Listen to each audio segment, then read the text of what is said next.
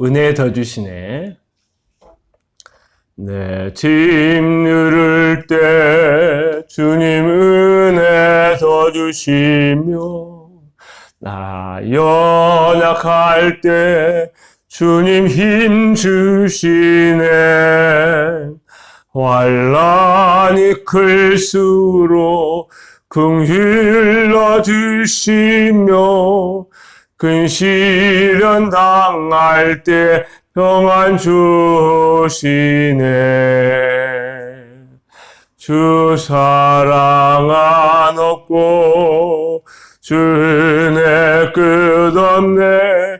주 권능을 사람이 어찌할까. 내 주 예수 무한한 풍성함으로 넘치게 주시며 늘러주시네. 내가 더 이상 견딜 수 없게 될 때, 날 지탱하던 힘 다 사라질 때, 내 바라던 소망 다 헛사가 될 때, 내 아버지 도움이 시작되네. 주 사랑 안 없고 주 은혜 끝없네. 주 권능을 사람이 어찌할까. 내 주 예수 무한한 풍성함으로 넘치게 주시며 늘러주시네. 주 사랑 안 없고 주 은혜 끝없네. 주 권능을 사람이 어찌할까. 내 주 예수 무한한 풍성함으로 넘치게 주시며 늘러주시네. 오늘 말씀은 야고보서 1장 12절, 시험을 참는 자는 복이 있나니 이는 시련을 견디어낸 자가 주께서 자기를 사랑하는 자들에게 약속하신 면류관을 얻을 것이기 때문이라. 수요일 아침입니다. 우리 주께서 오늘 하루를 시작하는 주의 사랑하는 모든 백성들에게 은혜와 평강 갑절 주시기를 주의 이름으로 축원합니다. 오늘 말씀은 시험을 참는 자는 복이 있습니다 라는 제목으로 나누려고 합니다. 사랑하는 성도 여러분, 시험을 참는다는 것은 사실 시험이 주는 커다란 무게를 온 몸으로 견딘다는 의미를 가지고 있어요. 그러니 얼마나 힘들고 어렵겠습니까? 광야의 길을 걸었던 이스라엘 백성들을 보면 너무도 잘 알 수가 있어요. 출애굽을 해서 광야에 그들이 도착했을 때 그들이 만난 것은 먹는 문제, 마시는 문제였어요. 애굽에서 하나님께서 친히 행하신 10가지 놀라운 심판의 기적, 구원의 기적을 체험하고도 그들은 먹고 마시는 시험이 다가왔을 때 참으로 견디기 어려웠어요. 그래서 어떤 사람은 하나님을 원망하기도 하고 자기 자신의 운명을 저주하기까지 했어요. 환경에 대해 불평을 토로하면서 마음이 황폐해지기도 했어요. 그만큼 시험을 참는다는 것은 쉽지 않습니다.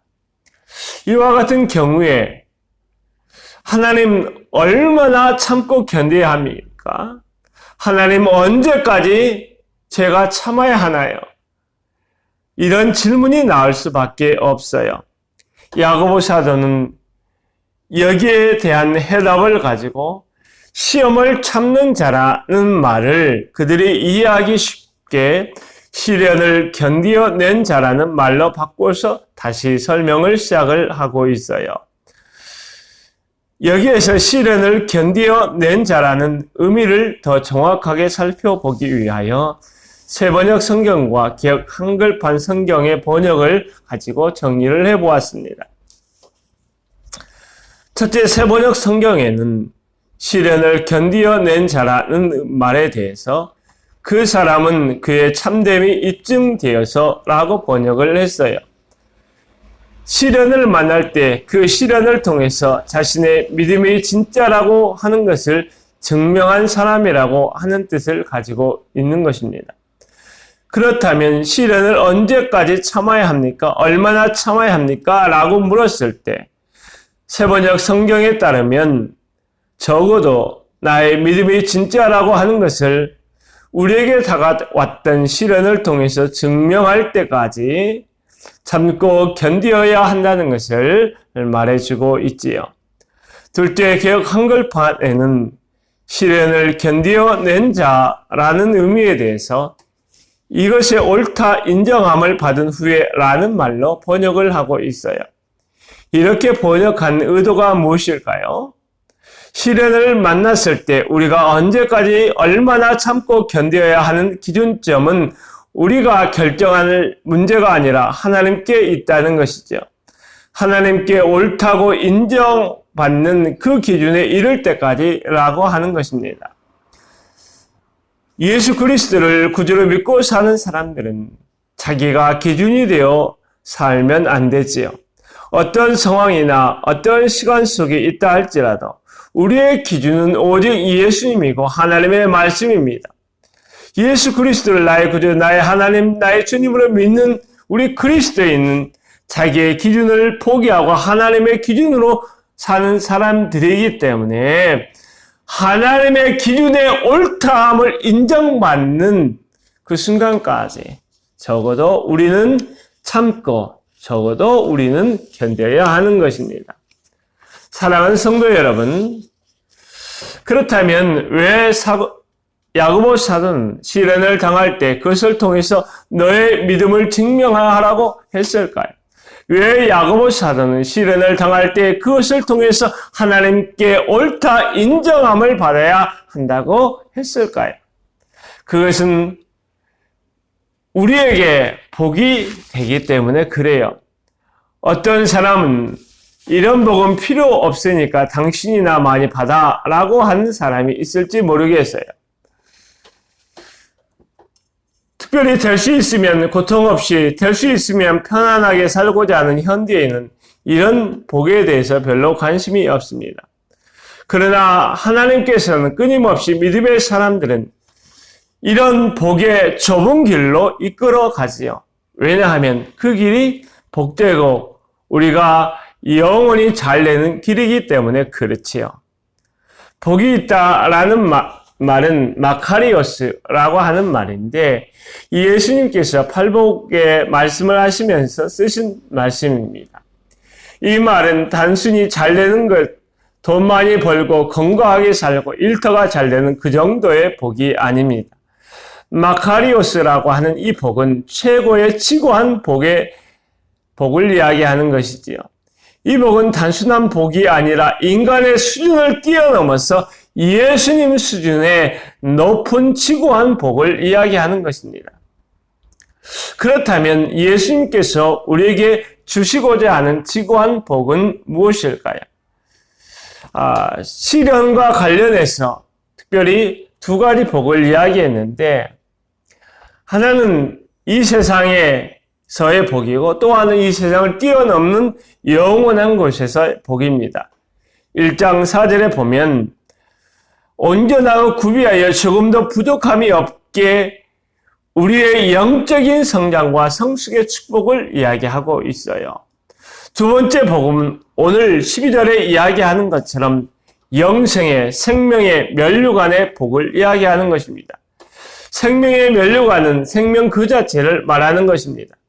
현재 우리가 예수 그리스도 안에서 예수 생명의 축복을 누리고 있지만 그것은 완전하지 않습니다.